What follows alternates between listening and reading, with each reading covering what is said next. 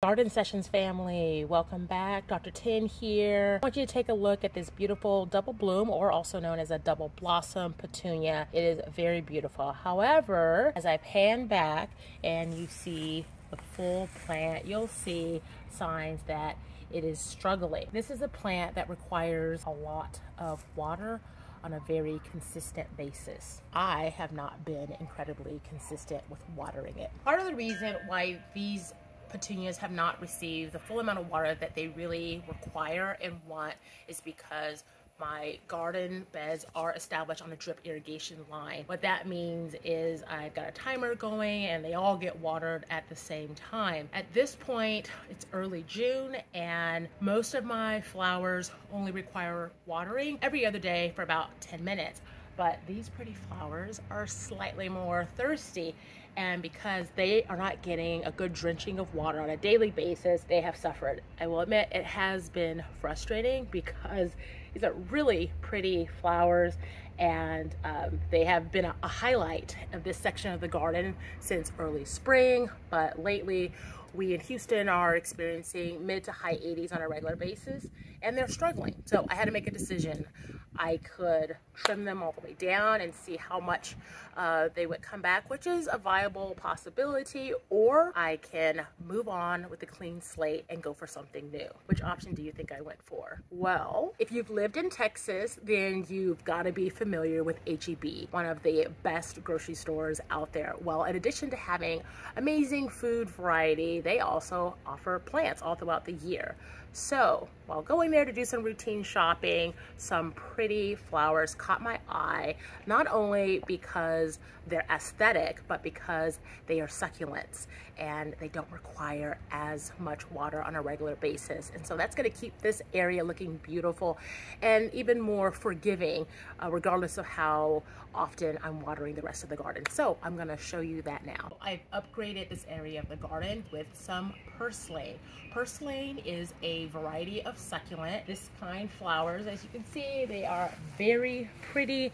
These beautiful, large pink blossoms that during the day in bright sun they open up, and in the evening these blossoms are going to close, so the plant is going to look different in the evening. I thought about getting two of the same color, but when I saw the yellow I decided why not go for a variety and have two different colors. This one as well, the blossoms are going to close in the evening and then come back out and put on a beautiful display like they are now.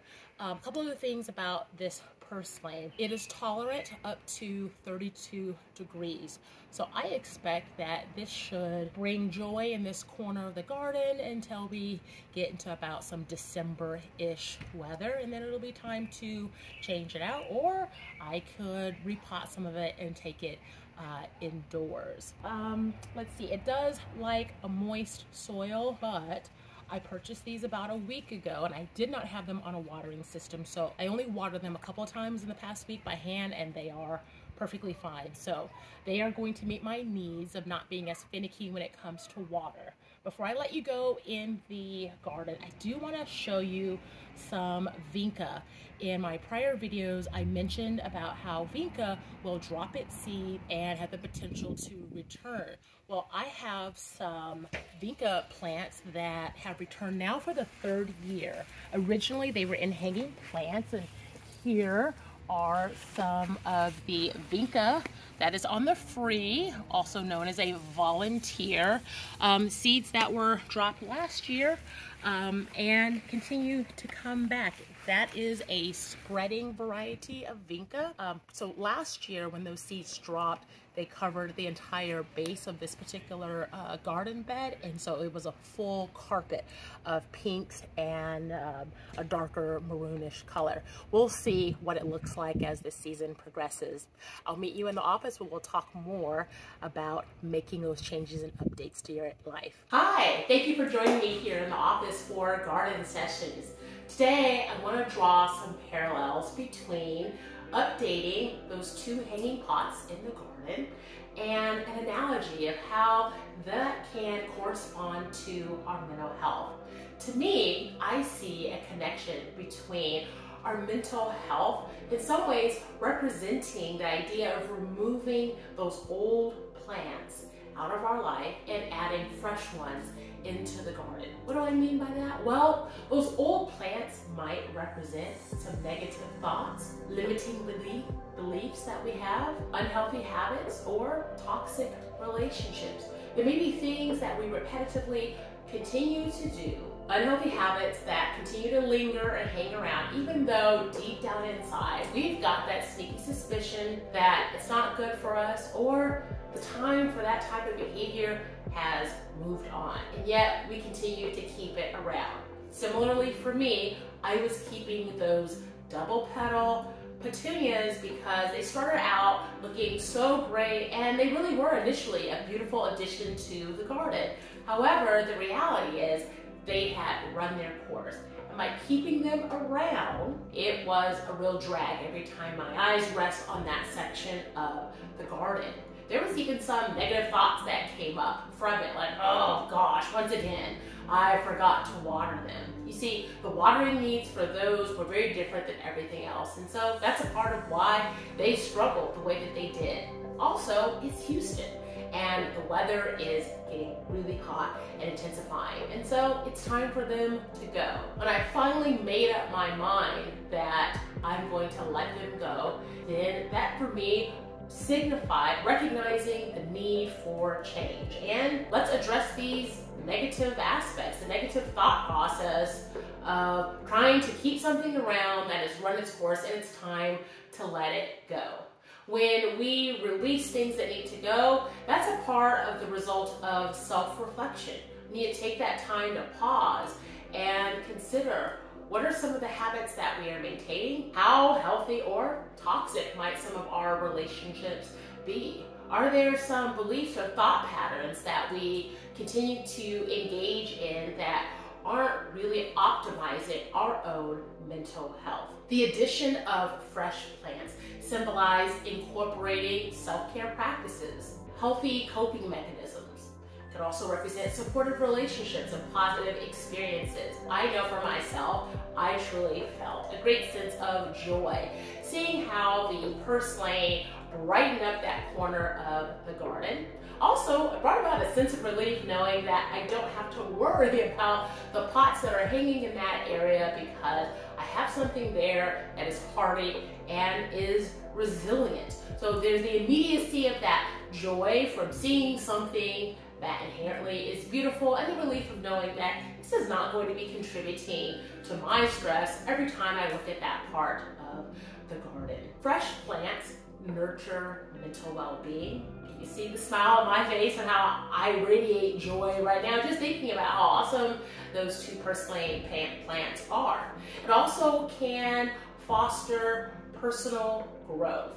All right. As I think about what is my commitment to my garden, I also need to self-reflect and think about what is my commitment to my own self-care.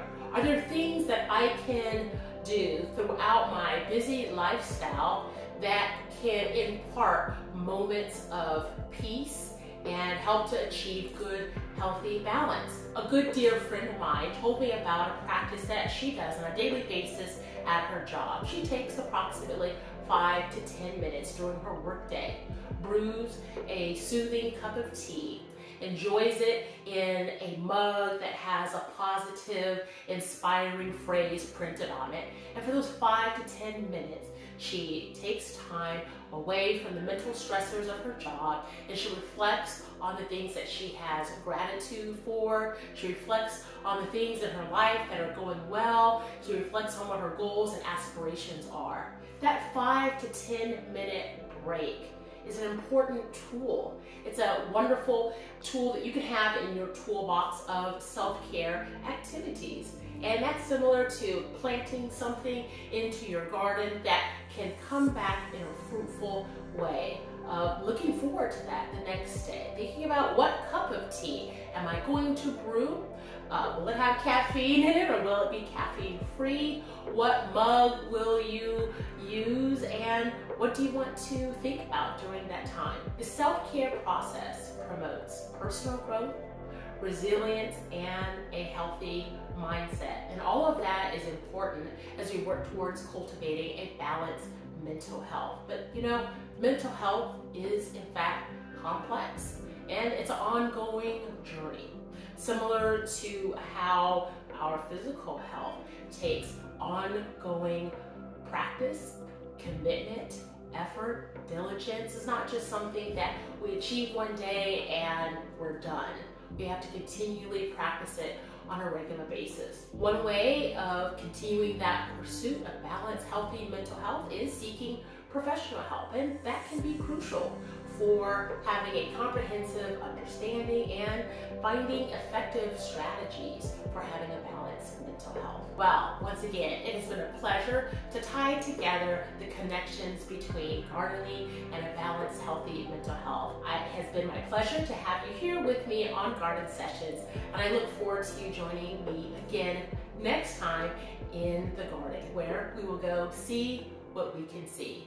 I'm Dr. Tennille Warren Phillips, licensed psychologist and avid gardener. I'll see you next time.